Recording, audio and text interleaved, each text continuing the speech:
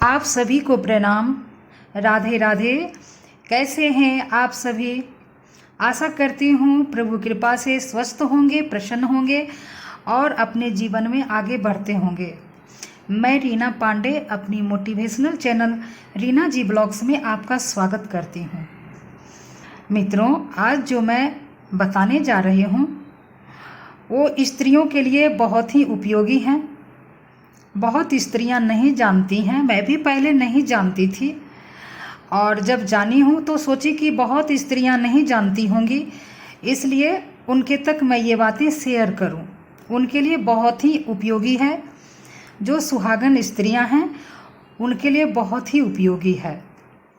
मित्रों, वीडियो में आगे बढ़ने से पहले मैं आप लोगों को बता दूं, मेरी वीडियो में अगर आप पहली बार आए हैं तो आप सब्सक्राइब कर दें। नोटिफिकेशन आप तक मेरी वीडियो का सबसे पहले पहुंचे तो आप बेल आइकन को प्रेस जरूर कर दें और कमेंट बॉक्स में राधे राधे ज़रूर बोलें। कोई भी आपके हृदय में प्रश्न उठे या कोई जानकारी लेना चाहते हैं तो आप कमेंट बॉक्स में लिखकर बता सकते हैं, मैं वो वीडियो ज़रूर लाऊंगी। तो मित्रों, वीडियो में अब आगे बढ़ते हैं। यहाँ पर बात है चूड़ियों की। सुहागन स्त्रियां जो चूड़ी पहनती हैं वो सुहाग का प्रतीक होता है चूड़ी। हम लोग बहुत ही प्रेम से बाजार से सुंदर सुंदर चूड़ियाँ लाते हैं और मैं आपको बता दूं कि सबसे शुद्ध चूड़ी कौन सी होती है। मित्रों, सबसे शुद्ध चूड़ी लाठी होती है, जो लाह का बनता है, तो वो चूड़ी सबसे शुद्ध होती है। सोने की चूड़ियाँ अकेले नहीं पहनना चाहिए। उसको बहुत लोग बोलते हैं कि अशुद्ध होता है, क्योंकि ये सोने की चूड़ियाँ जो है वो जो स्त्री विधवा हो जाती हैं तो वो सोने की चूड़ियाँ धारण करती हैं, जिनको प्रभु दिए हैं, जिनको क्षमता दिए हैं। इसीलिए कहा गया है कि सोने की चूड़ियाँ या कंगन अकेले नहीं पहनना चाहिए। जो सुहागन स्त्रियाँ हैं उनको चूड़ी जो है, सोने की चूड़ियाँ, वो कांच की चूड़ी के साथ पहने या लाह के चूड़ी के साथ पहने,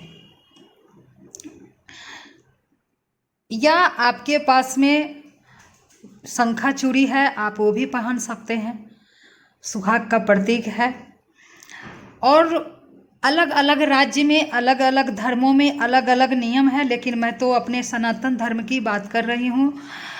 मैं अपने तरफ की बात कर रही हूँ कि सुहागन स्त्रियों को सोने की चूड़ियाँ जो है अकेले नहीं पहनना चाहिए। लोग फैशन में पहन लेते हैं आजकल, लेकिन सोने की चूड़ियों के साथ साथ आप शंखा पोला भी पहन सकती हैं। उसमें भी बहुत अच्छा अच्छा डिजाइन मिलता है आजकल। और नहीं तो कांच की चूड़ियाँ एक भी आप जरूर डालें तो बहुत ही अच्छा होता है। चूड़ी कई प्रकार की होती है, लेकिन सबसे शुद्ध चूड़ियाँ लहठी को माना गया है। जो लहठी होती है वो सबसे शुद्ध होती है, वो आप अकेले भी पहन सकती हैं। अब प्रश्न है कि जो चूड़ी पुरानी हो गई है, हाथ में पहने पहने या उदास सी अब दिखने लगी है, या रंग फीका फीका हो गया है, या स्टोन झड़ गया है, तो इस चूड़ी को क्या करें? कितने लोग बोलते हैं कि क्या अपनी पहनी हुई चूड़ी किसी को देना चाहिए या नहीं देना चाहिए। तो मैं बता दूं आप लोगों को कि अपनी पहनी हुई चूड़ी जो आप खोल कर निकाली हैं तो ऐसे व्यक्ति को दें जो आपके घर का ही हो, जिन्हें ज़रूरत पड़े तो उन्हें आप दे सकती हैं। जैसे आपकी माँ हुई, सासू माँ हुई, आपकी बहन हुई, इन सभी को आप दे सकती हैं। बहुत लोग नौकरानी को दे देते हैं, लेकिन नहीं देना चाहिए, क्योंकि वो आपके घर में हमेशा नहीं है, वो आपके घर में टेम्परेरी है। तो अपनी सुहाग की चूड़ियाँ जो है वो नौकरानी को नहीं देनी चाहिए। आप दें तो उनको नई चूड़ियाँ दें, पुरानी चूड़ियाँ नहीं दें। और पुरानी चूड़ियों को फेंकना नहीं चाहिए, क्योंकि आप नौकरानी को अगर आप देंगे तो हो सकता है कि वो उस चूड़ी को पता नहीं कहाँ पर फेंक दे बाद में पहनने के बाद। ये भी हो सकता है ना, क्योंकि चूड़ियों को जो है आग और पानी से बचाना होता है। कि होता है ना, कचरे वाले झाड़ू दे करके उसके बाद उसको कचरे के साथ जला देते हैं, जैसे बहुत होता है, माने चाहे पानी में डाल देते हैं। तो चूड़ियों को जो है आग और पानी से बचानी चाहिए सुहागन स्त्रियों को। और दूसरी बात आपको मैं ये बताने जा रही हूँ कि चूड़ियाँ किस दिन खरीदें। बहुत से लोग पूछते हैं कि चूड़ियाँ क्या रोज़ खरीदनी चाहिए? तो नहीं मित्रों, रोज़ नहीं खरीदनी चाहिए। ये मैं खासकर आज स्त्रियों के लिए बताने जा रही हूँ। ये वीडियो जो है आज स्त्रियों के लिए है उपयोगी।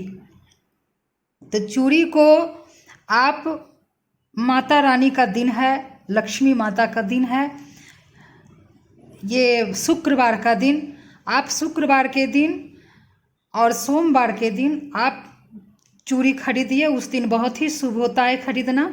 शुक्रवार और सोमवार को चूड़ी खरीदना बहुत ही शुभ होता है। बस इतना याद रखिए कि चूड़ी जो है वो रविवार और मंगलवार को नहीं खरीदना चाहिए, ना खरीदना चाहिए और ना ही नया चूड़ी पहनना चाहिए मंगलवार को या रविवार को। लेकिन अगर मान लिया जाए कि कोई वैसा दिन आ गया हो, कोई पर्व आ गया हो, कोई त्यौहार आ गया हो और आपको उसी दिन जो है आपको नई चूड़ी पहनना है, तो आप क्या करेंगे? पहनना पड़ेगा। तो आप ऐसी स्थिति में क्या करें कि आप लक्ष्मी माँ को अर्पित कर दें वो चूड़ी, या पार्वती माँ को अर्पित कर दें, या दुर्गा माँ को, उनको चढ़ा करके और उसके बाद आप चूड़ी धारण कर लें, तो आपको दोष नहीं लगेगा और माता को तो दोष लगता ही नहीं है। तो ऐसी स्थिति में आप पहन सकती हैं। ऐसी छोटी छोटी बातों का ख्याल रखना पड़ता है अपने जीवन में। तो ये हो गई आपका कि चूड़ी किस दिन खरीदें, किस दिन ना खरीदें। मंगलवार और रविवार को नहीं खरीदनी चाहिए, ना पहनना चाहिए। और चूड़ियाँ खरीदना सबसे शुभ होता है शुक्रवार का दिन। शुक्रवार का दिन सबसे उत्तम होता है चूड़ी खरीदना। तो आप जो है चूड़ी शुक्रवार को ही खरीदें। और उसके बाद है सोमवार का दिन। सोमवार का दिन भी माता का माना जाता है। वैसे तो महादेव का पूजन होता है, तो महादेव की पत्नी कौन है? तो पार्वती माँ है। उनके जैसा सुहागन और पार्वती माँ के जैसा सती कौन होगा?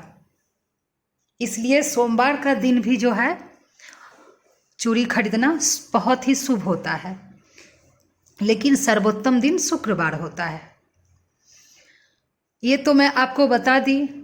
तीसरी बात यह है कि चूड़ियों को कभी भी मतलब कि तिरस्कार नहीं करना चाहिए कि फेंक दें, चाहे उबना नहीं चाहिए, किधर रखें पुरानी चूड़ियाँ। बहुत लोग किराया घर में रहते हैं, उनके पास जगह नहीं होती है, तो कहाँ स्टोर करेंगे? तो ऐसी स्थिति में आप उन चूड़ियों को एक जगह बना लें, वहाँ पर स्टोर कर दें। और जब जैसे बोलना नहीं चाहिए, लेकिन आप लोगों को चूँकि सही जानकारी दे रही हूँ, इसलिए मैं बताने जा रही हूँ आपको कि मान लिया जाए कि घर में है, परिवार में है, रिश्तेदारी में है, तो कुछ न कुछ ऐसी घटना घट जाती है। तो हम लोगों के घर से बोला जाता है कि भाई जो नई चूड़ियाँ जो पहने हो, जो अच्छी सुंदर चूड़ियाँ पहने हो, तो उसको उतार दो। तो मैं ये बात बताने जाऊँ ताकि आप जो है पुरानी स्टोर की हुई चूड़ियाँ जो आप रखी हुई हैं उसको आप पहन सकें और नई चूड़ियों को उस समय आप खोल कर रख सकें, ताकि आप जो आपके परिवार में घटना घटी है, रिश्ता है तो घटना घटती ही है, जीना मरना तो संग में लगा हुआ ही रहता है। तो ऐसी स्थिति में आप अपनी खूबसूरत चूड़ी जो आप पहने हुए हैं उसको आप उस समय खोल कर, और आप जो पुरानी चूड़ी स्टोर करके रखे हुए हैं जिनको आप नहीं पहन रही हैं, तो उसको आवश्यक नहीं समझती हैं, उस चूड़ी को आप धारण कर लें। और करने के बाद जो आप खाती हैं, ये जो आपके रिश्तेदारी में जो फालतू घटना जो होता है, जो घटना घटित हुआ है, तो उसमें जो आप खाती पीती हैं, तो उस समय वो चूड़ी पहनकर ही आप वो खाए पिएं। और उसके बाद जब ये सब हो जाता है, उसके बाद जो है आप उस चूड़ी को उतार कर फिर आप रख दें, फेंक दें उसको। सॉरी, उसको रखें नहीं, उसको कूड़ा में फेंक दें, उस चूड़ी को फेंक दें। जो आप अशुद्ध चीज में आप पहनी है, जो चूड़ी, जो घटना घटा है आपके रिश्तेदारी में या परिवार में, तो आप उस चूड़ी को जो उस वक्त आप धारण की हैं, तो उस चूड़ी को आप कचरे में फेंक दें, उसको नहीं रखें। तो बात आप लोगों को क्लियर समझ में आ गई होगी। तो आप ऐसा करिए, और फिर से जो आप चूड़ियाँ खोली थी, उस चूड़ी को फिर से आप शुद्ध कर लीजिए गंगा जल से, और उसके बाद फिर धारण कर लीजिए। तो मैं आप लोगों को सही जानकारी दी हूँ कि चूड़ियों के साथ क्या करें, क्या ना करें, पुरानी चूड़ियों के साथ क्या करें, और कब चूड़ी खरीदनी है, कब नहीं खरीदनी है, कब चूड़ी पहननी है, कब नहीं पहननी है। चूड़ी जो है वो, जो चूड़ी अशुद्ध चीज में पहने हैं उसको क्या करें, तो उसको फेंकें। ये सारी चीज़ें मैं आपको बता दी, क्लियर है। आप ऐसा करें, आपके जीवन में आप सदा सुहागन रहिएगा। ऐसा माता रानी की कृपा जरूर आप पर रहेगी, अगर आप ये सब करते हैं तो, जो मैं आपको बताई। आशा करती हूँ कि आप लोगों को वीडियो बहुत अच्छी लगी होगी। अगर अच्छी लगी होगी तो आप सब्सक्राइब कर दीजिएगा, लाइक कर दीजिएगा, कमेंट कर दीजिएगा, और घंटी को ज़रूर प्रेस कर दीजिएगा, ताकि इसी तरह की जानकारी मैं आप लोगों को दूं, और इसकी जो है नई वीडियो आप तक पहुँचे। तो आप लोगों को इसी के साथ प्रणाम है। राधे राधे।